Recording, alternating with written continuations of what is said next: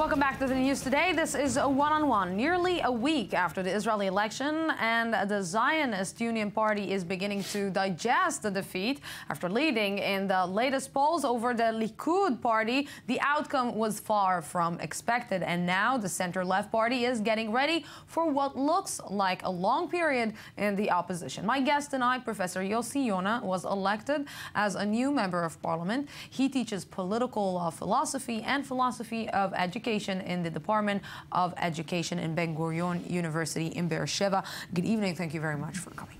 Good evening, Lucy. Yeah, you know, because you are teaching political philosophy and philosophy of education, and you are Mizrahi Jew coming from Middle Eastern Jew, and you know the let's say how divided the Israeli society is after these elections. Were you really that surprised? I am surprised. You know, honestly, I am surprised. Actually, I was sobering up a little bit, you know, on the elections eve, or maybe the election day in the evening when I'm making my way from the north to Tel Aviv, and I thought of making a stop in Netanya, and I was talking to one of our activists, Labour Party activists, and I said, what's doing? And she said, look, the Likud members coming in droves to the ballot. And I said, okay, it's 7:30, what are you doing? She said, I'm going home. I said, we've got another 2 hours. She said, Yossi, there's no chance. We're losing. And it began to dawn upon me. But then again, we're listening to the polls, and it says that, you know, either it is a draw or that we are winning. And I became a bit confused, and indeed, as you said, and yeah, the disappointment then. The discussion that came out in the last few days, it came out the day after, the rip between the Ashkenazi Jews and the Mizrahi Jews, that maybe was not so obvious to the left in Israel, that people are calling it patronizing, not seeing, looking at the reality in the eyes, looking and ignoring the truth. This is the way that today people are describing in Israel the left. And maybe there is some truth in these sayings. Maybe the left forgot about the reality. Lucy, but it's like, you know, when children are fighting. Who began the fight? Who began this sort of, if you wish, smear campaign? Who began using all these, you know, stereotypical thinking and labeling? It was the right wing, the extreme right wing. I was the victim of that, you know. Wasn't that done with a racist overtone? Of course, you know, I was portrayed not just as an anti-Zionist, but someone is a Mizrahi, you know, with a broken, he's Hebrew, whatever. It's like an Arab, you know, broken language and so on and so on. And then, you know, we had like this video made by people in the, you know, the West Bank, depicting the left as Jew grabbing money, things like that. So, hey, the left did not begin the fight, but it seems that following the results of the election, it was joyfully joining in, and it was as ugly, you know. Maybe it just didn't just join in. Maybe it didn't start the fight, but it actually contributed a lot to the fight. And maybe by ignoring the fight, maybe by ignoring the signs, this is what brought the big loss to the left in Israel. Maybe that was the slap in the face that the left needed to wake up from the bubble that they were living in. Look, there are undercurrent in Israeli society, you know, the rift and the divide between people, not only according, you know, ethnic lines, but, you know, among religiosities, secularism, ideological rift, and so forth and so on. So we don't want to reduce it just to the ethnic line, though it assumes a large role in this rift that you are talking about. And as to the waking up call, you know, you're mentioning to the left.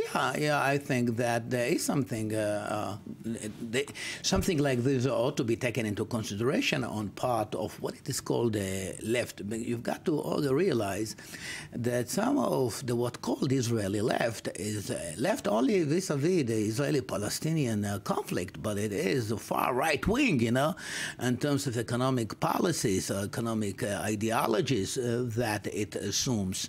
So, so it is not all that, you know, clear-cut division in Israeli society. Now, what I would like to add here, you know, in terms of very initial and tentative analysis, you know, that I think that what we have, we find it very difficult to learn, is that we're living in, some might call it post-material epoch, whereby the economic consideration are not the only one leading people to behave one way or another. You know, issues, questions of identity, of culture, of religion, and so forth are very important to people. You know, what is, it seems that the second generation of the Mid-Eastern Jews are more frustrated than the first one. The first generation, for me, how I see it, that the first generation who came here, they saw an opportunity, an equal opportunity. They saw the possibility that if they want to progress, they can. And what happened is that the second generation right now is facing that if two people are coming to look for a job, one of them We're is... talking about third generation. I'm second generation. I'm sorry, yeah. Third generation. When two people are coming to look for a job, one of the names is Yossi Biton, and the second is, or Yossi Malul, and the second is Yossi Sonnenschein. Probably both of them have the same CV, same record. Probably they will take Sonnenschein and not Biton because this is Ashkenazi and this is Mizrahi. And Israel is almost celebrating 67 years. After 67 years, how come the Jews are not in peace among themselves? How come there is this big, huge rift among the Jewish people inside the Jewish land? Look, I mean, every society is riddled with things like that. And we are surprised because there is this sort of myth that's saying, well, the Jewish people, as if we're talking about monolithic, homogeneous group of people. But we've got to remember that people coming from different corners of the world, third world, what called to be first world, and so forth and so on. And when they come over here, the sort of, if you wish, they have this baggage, you know, of their home, if you wish, mythology or home prejudices and so forth and so on. So there's no reason in the world that the moment that they come to Israel, though that was the hope, they would get rid of these things. So it does exist. Of course, it will continue to exist. And it seems to me, I mean, this is the most important thing that I think that ought to be said about this thing. The problem... Did you tell anyone these things in the Zionist Union? Of course. The fact I think that we are not being able to overcome it satisfactorily is that we're ignoring it. And I think that if we are courageous enough and saying, well, look, we've got this problem, let's face it up. And the moment that we face it up, there is a better chance, you know, to overcome it. And I think that we are, if you wish, caught up with this thing that we are homogeneous, we are monolithic, we are all the same. So the moment you know, sort of you're repeating, telling yourself, we are the same, we are the same, we are the same, it's if a dynamic whereby it does not allow you to recognize or to acknowledge the fact that you have problems. So I think that the moment we come and say to ourselves, well, okay, guys, we are riddled with these problems. We are back up with the, you know, we're back down with these problems. Let's face it, and there would be a real change, a real chance, to overcome it and to go to a better future. In small answer, one word, because we're finishing. Are you looking forward to this after this defeat?